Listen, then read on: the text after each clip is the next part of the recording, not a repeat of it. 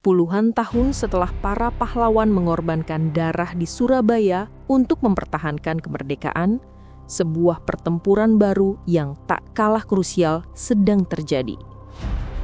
Bukan di daratan, bukan dengan bambu runcing. Pertempuran itu sedang berlangsung hening, tegam, dan syarat teknologi di hamparan laut lepas, di zona ekonomi eksklusif kita, Laut Natuna Utara. Ini adalah update terbaru dari provokasi yang dilancarkan kapal Coast Guard China atau CCG. Kemarin, kita melaporkan bahwa TNI telah mengerahkan aset tempur merespons manuver agresif kapal Cina. Hari ini, kita bisa konfirmasi, kapal perang fregat KRI atau Kapal Republik Indonesia telah tiba di titik koordinat. Kapal perang kebanggaan kita itu kini sudah berada di lokasi, berhadapan langsung, face to face, dengan kapal raksasa CCG yang masih arogan menolak untuk pergi. Laporan dari patroli maritim menyebutkan, situasi kini memasuki fase perang dingin di laut lepas. Dua kapal raksasa itu, KRI fregat kita yang abu-abu, syarat senjata mematikan, dan kapal CCG Cina yang putih, berlagak sipil tapi berukuran lebih besar dari kapal perusak, kini terlibat dalam standoff. Mereka saling mengunci dalam jarak yang sangat dekat secara maritim. Ini bukan lagi sekedar protes diplomatik. Ini adalah unjuk kekuatan fisik. Ini adalah adu nyali. Apa yang terjadi di sana saat ini? Yang terjadi adalah saling awasi. Tapi jangan salah, saling awasi di dunia militer bukanlah seperti orang saling pandang di jalan. Ini adalah perang elektronik dan psikologis. Di anjungan KRI kita, para prajurit TNI AL sedang menatap layar radar. Mereka mengunci pergerakan kapal Cina. Di ruang sonar, mereka mendengarkan setiap ping di bawah air. Di ruang komunikasi, mereka mungkin berulang kali mengirim pesan radio yang tegas dalam bahasa Inggris. Anda berada di zona ekonomi eksklusif Indonesia. Pergerakan Anda ilegal, segera tinggalkan wilayah ini. Di seberang, kapal Cina melakukan hal yang sama. Mereka juga mengunci KRI kita.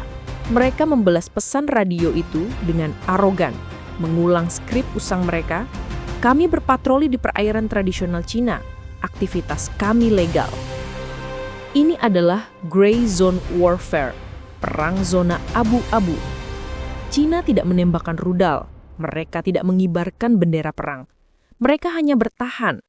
Mereka menggunakan kapal Coast Guard raksasa mereka yang sejatinya adalah kapal militer berkedok sipil untuk mengintimidasi, mengganggu, dan yang terpenting untuk bertahan di wilayah kita. Mereka tahu kita tidak akan menembak kapal sipil lebih dulu. Tujuan mereka adalah menciptakan new normal. Mereka ingin agar kehadiran kapal mereka di ZEE kita dianggap biasa. Jika kita diam, mereka menang. Jika kita protes tapi tidak hadir, mereka menang. Itulah mengapa kedatangan KRI fregat ini adalah segalanya. Kehadiran kapal perang TNI AL ini adalah pernyataan fisik yang tidak bisa dibantah. Kami di sini, ini rumah kami, dan kami tidak akan pergi. Ini adalah eskalasi yang diperhitungkan oleh TNI. Cina mengirim kapal semi-militer, kita kirim kapal militer sesungguhnya. Kita menaikkan taruhannya. Kita menunjukkan bahwa di balik kapal bakamla kita yang bertugas menegakkan hukum, ada kakak laki-laki yang jauh lebih kuat, yaitu TNI AL. Pengerahan fregat ini, tepat di Hari Pahlawan, adalah pesan simbolis terkuat yang bisa dikirimkan pemerintahan baru Presiden Prabowo. Bahwa kedaulatan di era modern tidak dinegosiasikan dengan nota diplomatik semata, tapi juga dipertahankan dengan baja dan rudal yang siaga di lautan. Mari kita ingat lagi, apa sebenarnya yang mereka perebutkan. Kenapa Cina begitu ngotot di Natuna Utara, wilayah yang jelas-jelas milik Indonesia berdasarkan Konvensi Hukum Laut PBB 1982? Jawabannya adalah dua hal. Perut dan masa depan. Pertama, perut atau ikan. Kapal CCG raksasa itu tidak berlibur. Dia ada di sana untuk mengawal ratusan kapal ikan atau milisia maritim mereka yang sedang mengeruk habis sumber daya ikan kita. Mereka melakukan illegal fishing skala industri.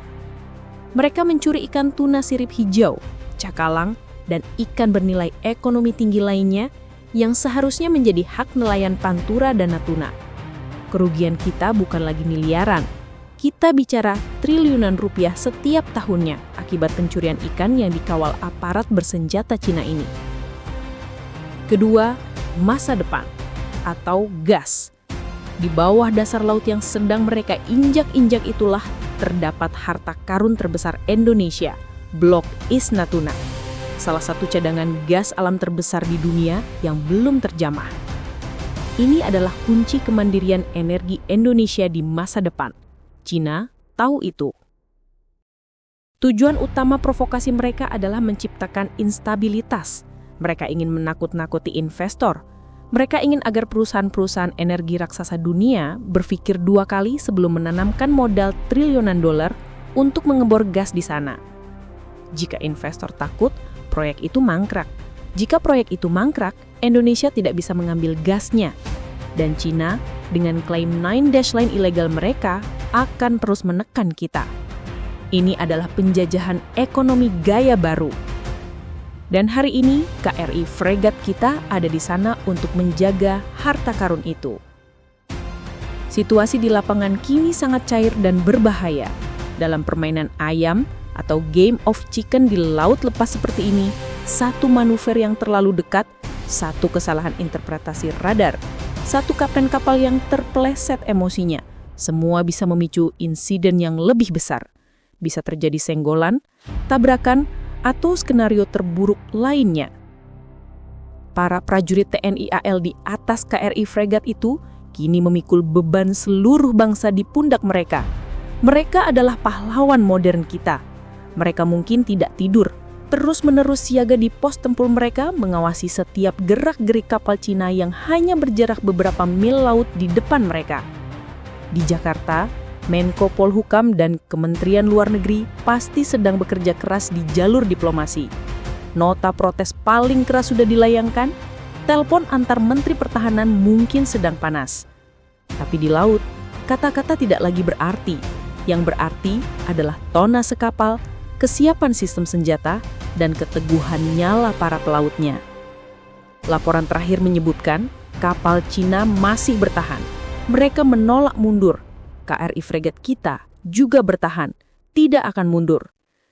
Ini adalah duel ketahanan mental. Siapa yang akan berkedip lebih dulu? Kita tidak tahu berapa lama standoff ini akan berlangsung. Bisa berjam-jam, berhari-hari, atau bahkan berminggu-minggu. Ini adalah pertempuran baru yang menguras logistik, bahan bakar, dan kesabaran. Satu hal yang pasti, TNI telah menunjukkan sikapnya. Di Hari Pahlawan ini, pesan dari Natuna sangat jelas. Kemerdekaan yang direbut puluhan tahun lalu akan dipertahankan hari ini. Di darat, di udara, dan di setiap jengkal laut yurisdiksi kita.